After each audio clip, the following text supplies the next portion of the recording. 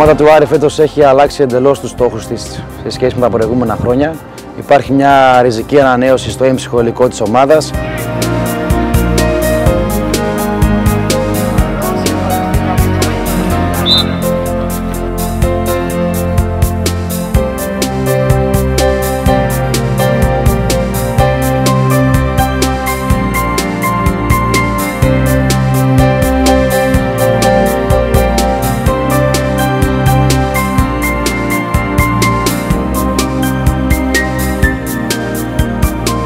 Έχουμε ξεκινήσει κάτι εντελώς διαφορετικό και καινούριο.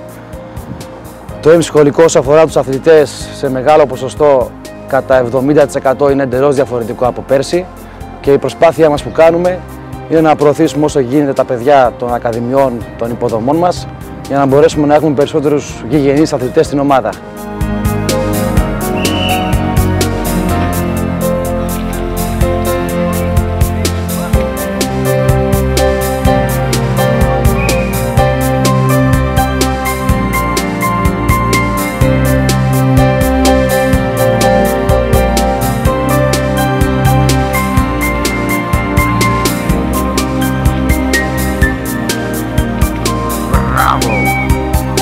Από τη διοίκηση γίνεται μια πολύ καλή προσπάθεια φέτος.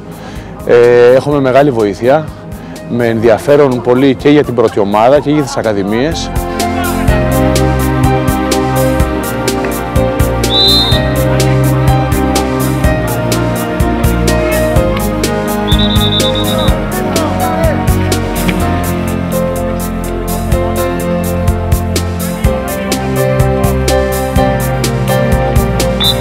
Οι συνθήκες στις οποίες δουλεύουμε θα πρέπει να τονίσουμε ότι είναι λίγο δύσκολες από την άποψη ότι δεν υπάρχει χώρος στα κολυμβητήρια γενικώς της Θεσσαλονίκης.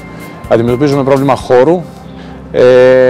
Ευελπιστούμε ότι όλα αυτά θα φτιάξουν και θα αντιμετωπίσουν και τον Άρη σαν την ομάδα που θα πρέπει να είναι.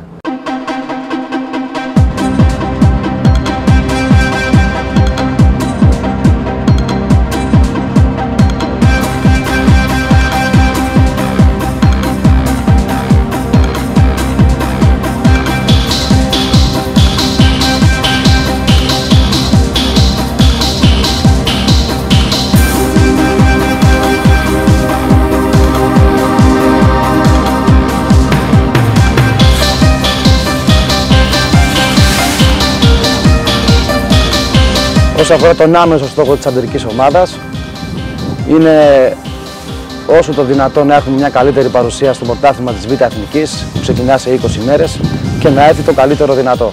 Αν είναι η άνοδος, καλοδεχούμενη.